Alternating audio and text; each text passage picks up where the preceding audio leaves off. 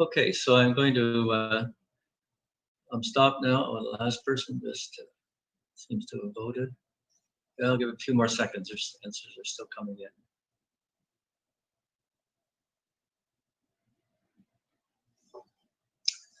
in. Okay, 5 seconds, and I'm going to end it now. So, just to share the results, in fact, the floor loading is 50 pounds per square foot. And in fact, whoops, jumping around here. And yeah, so DOMUS, as you got, was twice as strong as the floor in order to meet the highest hurricane standards. And I guess a few people thought that all laminate glass was the same, but the number realized that it's not the same. Seems like standards would be useful for consumers, and that in fact these standards should be, or the specifications or the performance of each window and door should be in fact stated. So what I'd like to now do is turn the podium over to Ravi, and so then we'll come back at the end and deal with questions. Ravi? Oh, there he is. Thank you, Larry. Right. Good morning, everyone. Very informative session there. Just give me a minute.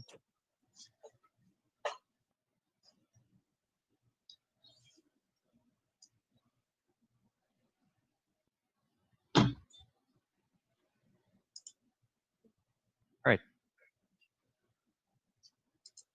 So it's DOMUS Building Solutions is proud to be part of this webinar. Assistant Terry and DOMUS in terms of explaining the importance of having proper windows and roofing construction in your building.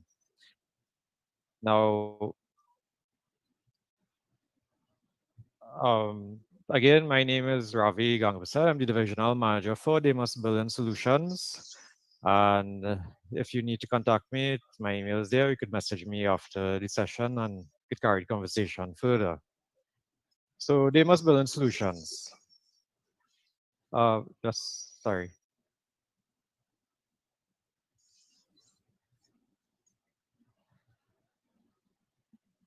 DOMUS Building Solutions is a division of General Packaging Limited. We were founded in 2011. Basically, we are a marketing and sales division responsible for all DOMUS Roofing Systems products, where we provide quality roofing products for over 23 years. We currently hold TTBS certifications, store and registered with the TTMA. With factory operations in Trinidad and USA, we are full service roofing company providing industrial, residential, private development, supply and install, commercial, both local and export. And also we supply regionally to the US and to the USA. So the question that everybody asks us in our industry, roofs hurricane proof? With recent Cat 5 hurricanes, it's a question we regularly get. And the simplest answer is no. The reason being, a roof is not just the sheet, which is what people ask. It's really about the system, the roofing system. But your roof can be designed to be resilient against storms or hurricanes. As Terry spoke about, no code existing for the windows regionally.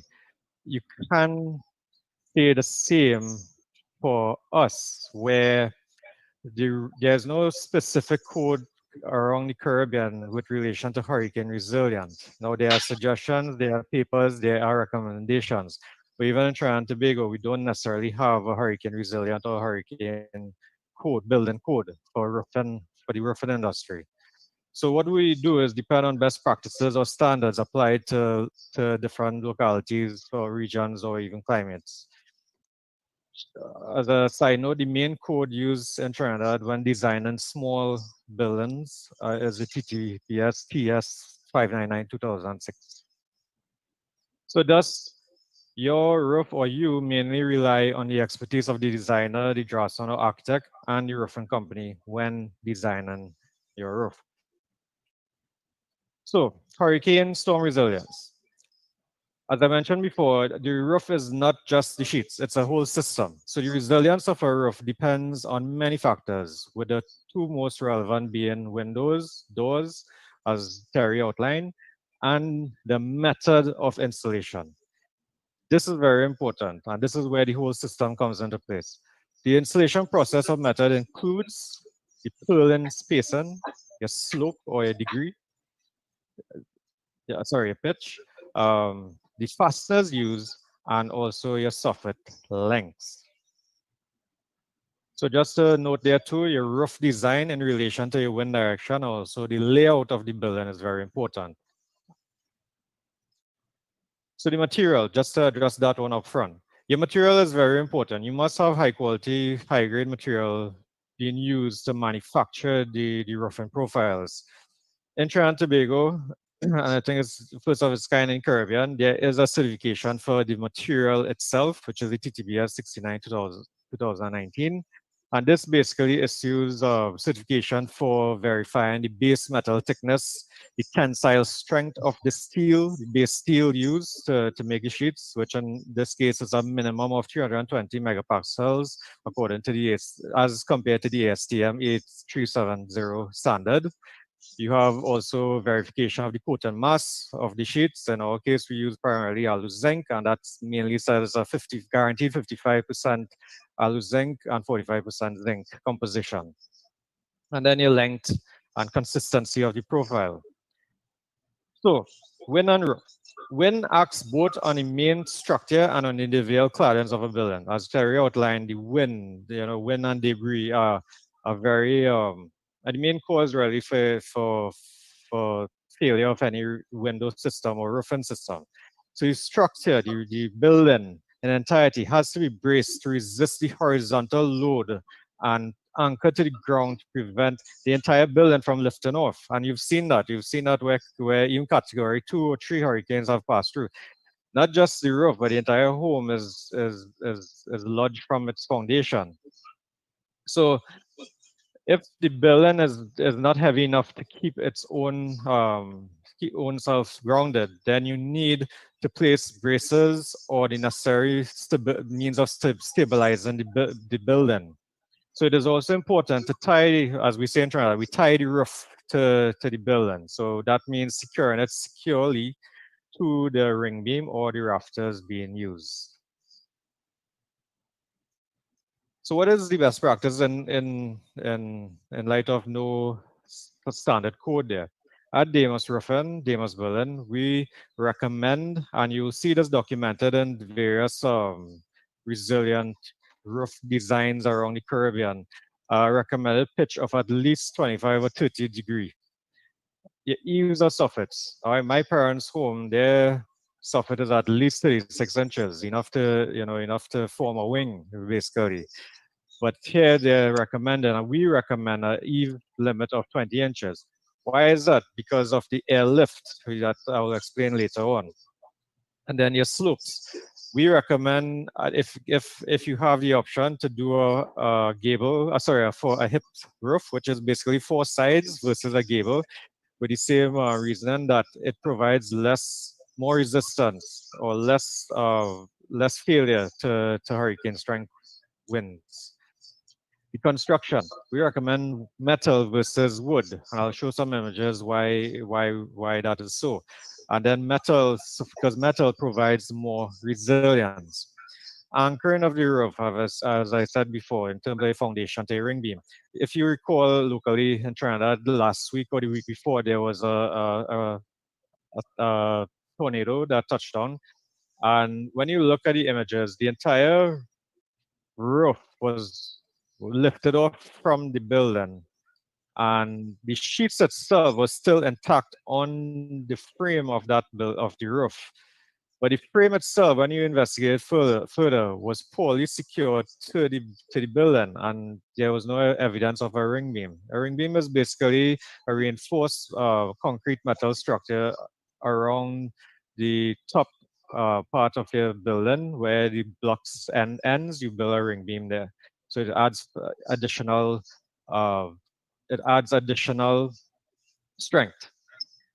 So it's not so much the profile or the material alone, but a number of connected factors are necessary for building a resilient roof. You can get more of what I spoke of in more details at mydemas.com/resources, and you'll have best practice there in terms of installation of the sheets and the frame. So let's give you an example. Our tropical tile profile roof installation method is actually Florida Building Code approved.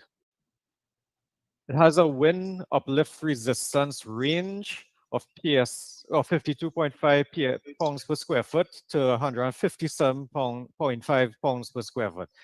If your accrued conversion here is basically it can resist wind uplift up to 248 miles per hour, which is above your category 5 hurricane rating. So where does this strength comes from, or where does this resistance come from, or resilience? It's basically in how you fasten the roof. And what it says in the standard in the code is that for every screw where it's placed, you get varying levels of resistance or resilience. So with one screw, every other sheet crown, you get a 52.5 PSF. And then if you do the two screws every sheet crown, you get 157.5 PSF. And that's just an illustration as to what we're speaking about in terms of screw placement. So the black dots there represent the fastening, where the fasteners are placed. Below that will be your purlin, which is running horizontally.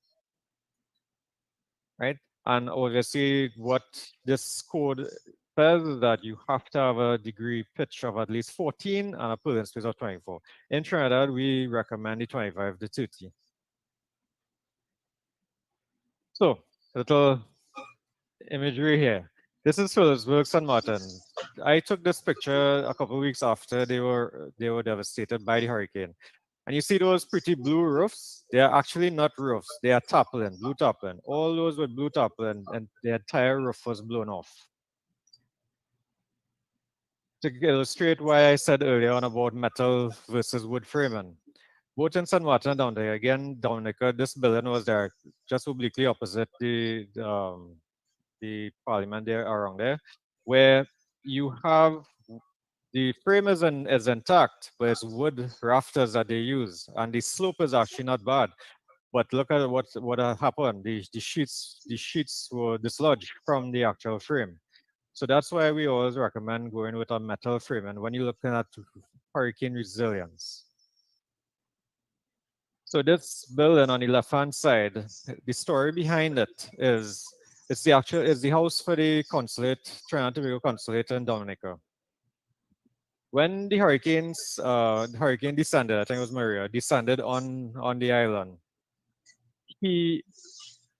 Within minutes, he said that they were up to hurricane strength force winds around his house. And they were doing okay until the door blew open and then the window exploded. And when that happened, his entire roof blew off.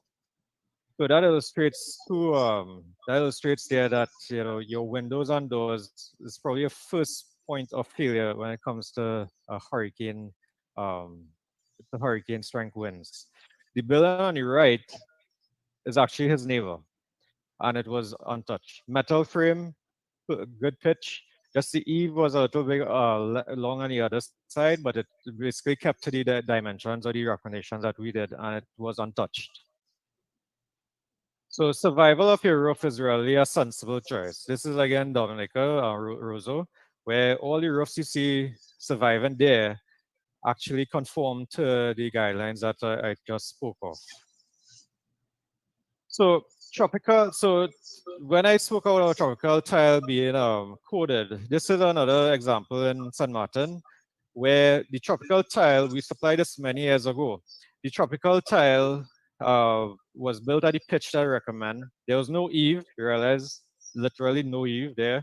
And its slope was between 25 degrees slope, and the fasteners placed as recommended. And this roof was largely untouched in a Cat 5 hurricane. So in closing, From a roofing perspective, building a roof that is resilient, storms or even hurricanes, begin with a good foundation, framing, building structure, and of course, quality windows, doors, and roofing materials. Design, material, service provider chosen are important to a resilient roof as the material itself.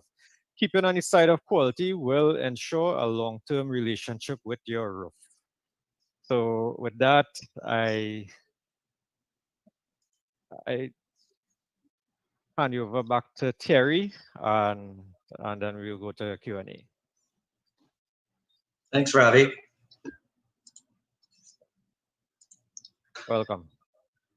So I'm going to do one more poll, and then we'll open the floor to Q&A. So here it is.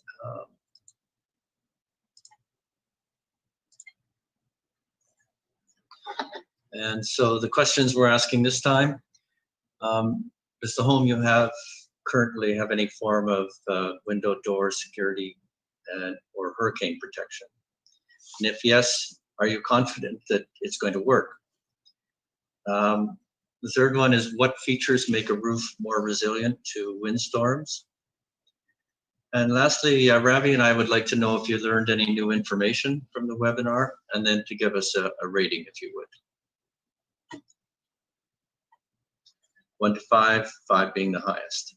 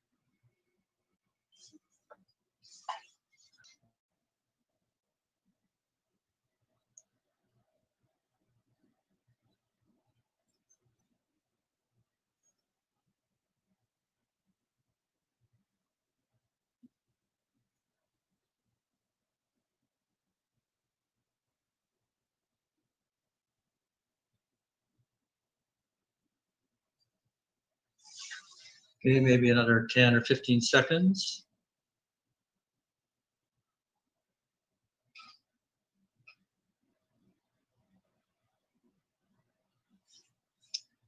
Okay, so I think I'm going to end the polling and then share the results with you. So thank you very much for your participation. So firstly, it looks like the majority of people do not have any form of window, doors, security, and or hurricane protection. And but a couple of people were confident that it's fine. More people did not think, and I guess the rest are not applicable. So yeah, but basically all of the items mentioned there will help make the roof more resilient in a hurricane. Well, this is nice to see that everybody learned something from it, so we can waste your time. And we got some decent ratings. So if you have any suggestions about how to improve it, please email either Ravi or myself. And so I'd like to now turn the floor over to Q&A.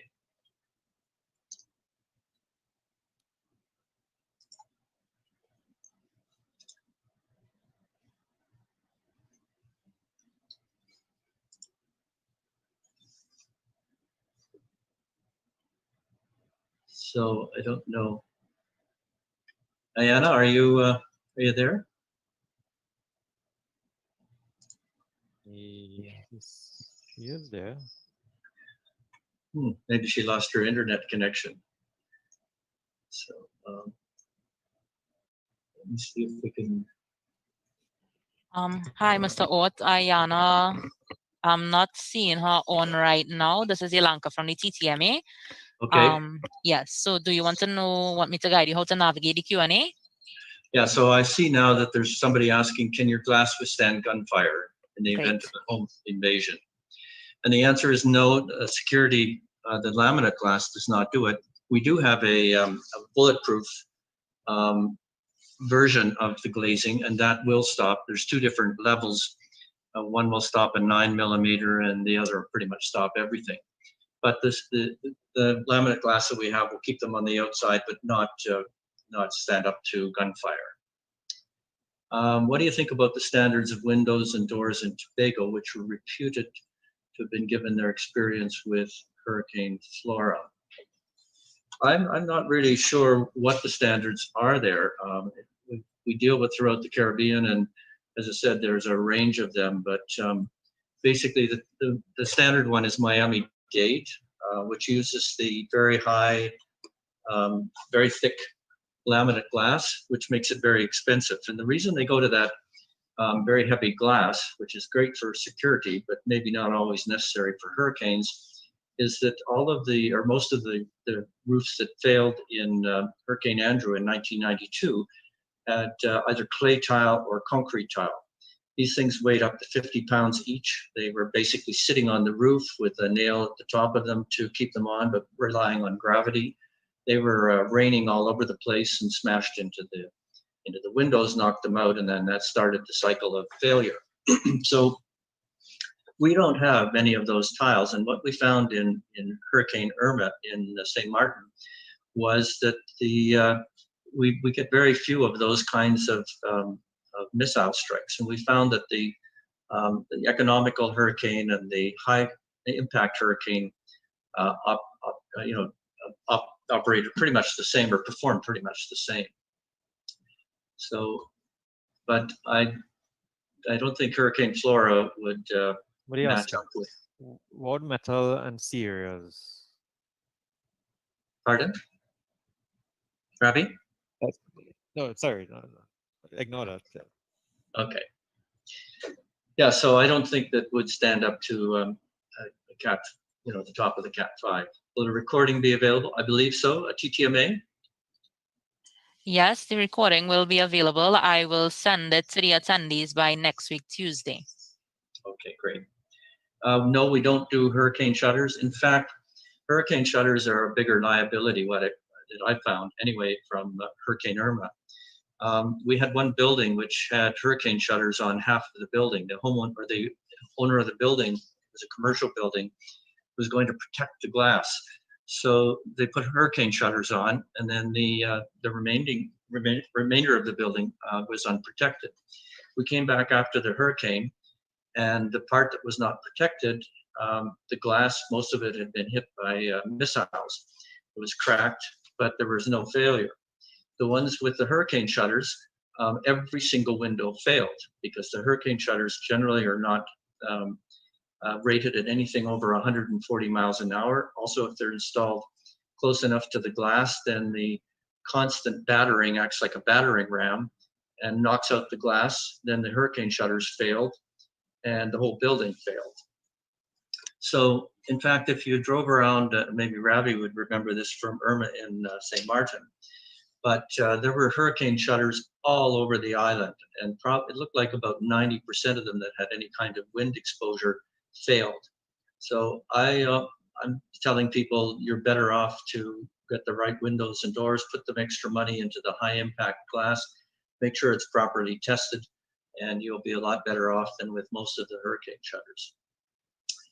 Are you all spearheading any mission to get standards implemented in Trinidad and the Caribbean? Well, we've been doing a series of webinars and trying to educate, but at the end of the day, it's up to the individual governments in each of the islands.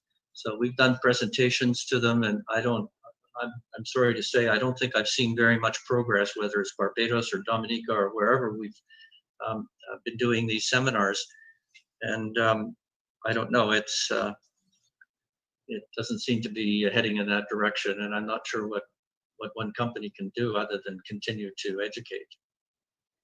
And the last one, Ravi, do you want to get this? I'm looking for the best framing for beachfront house on the East Coast. Yeah. Say that again. I'm not seeing the question. Yeah, East Coast installation. You could, if you want the best framing installation, that's the question. I'm not seeing it coming up on my chat. Okay. Could you just read it? I'm looking for the best framing for beachfront house on the East Coast. This is Right. Michelle. Right. So that's a big question with plenty answers. So what I could advise you is contact us. So you could contact me directly, raviji@damusbuilding.com, and I could advise you accordingly. But basically, we will recommend that you go with the sand and seam profile on the East Coast, and with framing. Once you do a proper roof installation, your framing will be protected from the elements, be it wood or metal. Okay, we're almost out of time, but you spoke of correct installation. Yes, DOMUS does do installation, and I believe DAMUS does as well. Yeah, so Ramesh, you asked if we do full roof rafters, pillars, and sheets. Yes, we do. You can check us on mydamus.com and you'll get more information there, and also someone to assist. What's your average production schedule? Ours is 4 to 6 weeks in general. And the question is, are you seeing any delays on components due to COVID?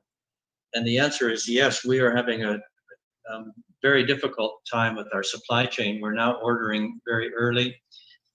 Delivery, or at least the production, has now gone from 2 weeks in the States and Canada up to 10 to 12 weeks. And there seems to be the biggest building boom going on. I guess if people can't travel, there must be building. But we still are pretty much meeting our deadlines, 4 to 6 weeks. What's your lead time, Abby? I think yours is a lot less, Ravi.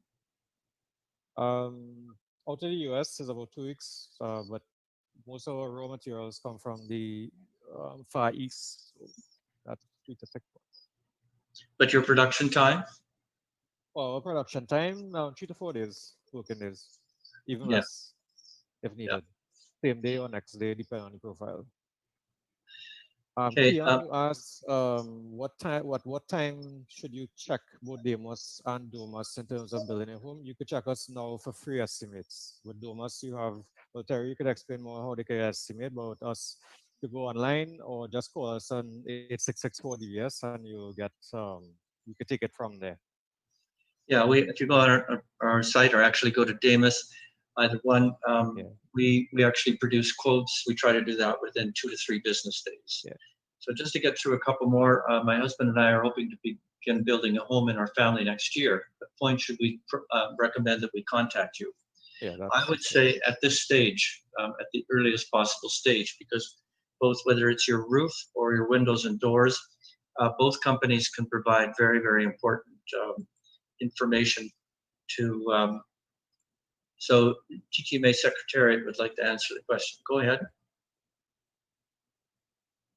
Oh, no, I wasn't answering any question. I'm just checking it off as you respond to the questions, and I'm checking it off so it will go to answered. Okay. Okay. Seeing that DAMUS has been in the construction industry for 23 years, don't you think that you have some authority in championing standards in TNT? Ravi? Yes, we have been very active and vocal in championing industry standards, but at any day, it is left up to the necessary building standard bureau and whatnot to bring those standards. TTBS. Yeah, TTBS is the authority in Trinidad and Tobago to develop standards, and yes, we are currently in discussion with them for the various aspects of the roofing industry, which includes construction and also sheet material quality. Okay. So yeah, we have been using our. Okay, we had one person stating that in the absence of a national building code, roofs are designed locally by architects and engineers using international building codes. Well, yeah, they should be using IBCs, but in many cases, this just doesn't happen. And so there are some architects and engineers who are doing a great job. And if they're involved, then chances are that they may well be according to building code. But there's an awful lot of stuff out there that is contrary to IBC. So, what is the most suitable window for persons living close to the sea area? Well, this really is a matter for hardware. We use all the highest grade stainless steel hardware, but still, if you've got a casement or an awning window, then you're still going to have some amount of maintenance that's required. Whereas if you use a slider window or a sash window, then they require basically almost no maintenance whatsoever, and there's nothing exposed. So I would say, unless you're looking for shedding of wind, which case of rain, which case you may want to use an awning window, then I would recommend a slider or a single hung. Those also tend to be the least expensive and very simple. What are your plans for Caribbean on great quality? I'm not sure I understand that. But I think both companies are making every effort to deliver very high quality. For instance, we're doing a lot of testing on our units, both for impact and also for force. And in terms of the products that we use the highest grade stainless steel of any window manufacturer in the world. In terms of our fasteners, again, we use a proprietary coating that will last 100 years. You can take the screws, put them into salt water, and so on. So I think both of us are focused as much as we can on quality. Do you want to speak to fasteners you mentioned the other day? Save a few bucks on wrong fasteners. All right. Yeah. A common feedback is like, why is the fasteners? I'm getting it 5 cents cheaper somewhere else. But we don't compromise on the fasteners, as I illustrated earlier on. It is one of the most important components of your roof. So spend the extra 5 cents, TT that is, and get some high quality fasteners for your roof. Don't cheap out. That's not the time to cheap out.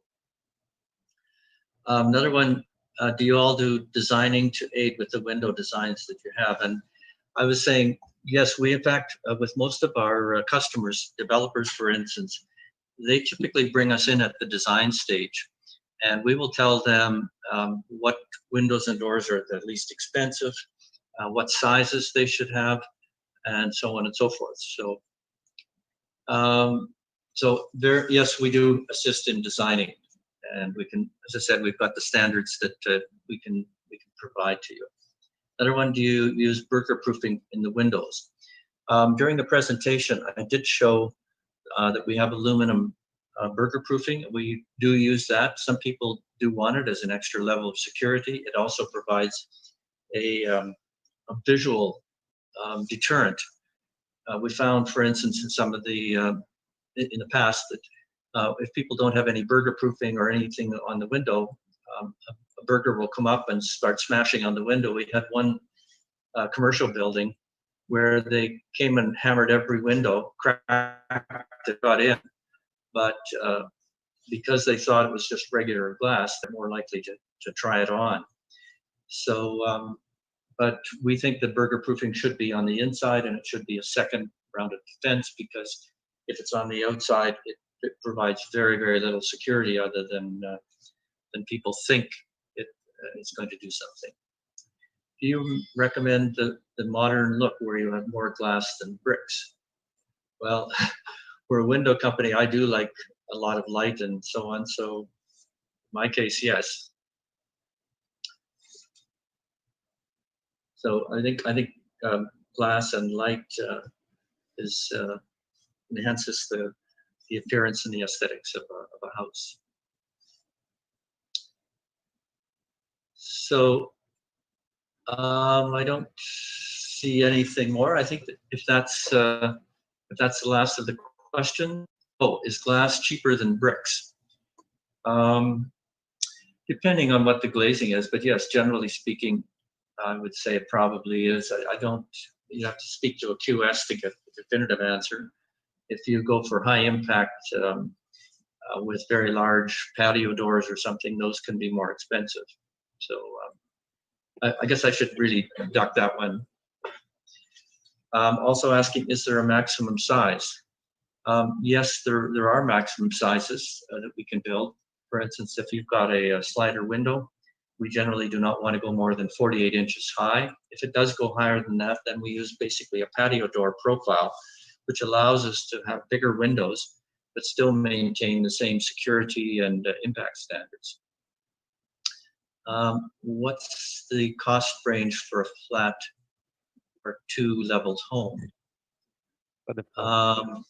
Gosh, you know, there are so many different options, window types and glass options. We have 1,000 different configurations, each of which can be custom sized. And we have 150 different glazing options as well, because we have the only glass lamination plant in the Caribbean. We can put any 2 pieces of glass together. So the best thing is, you know, give us the design, we'll quote you, and then you'll know exactly.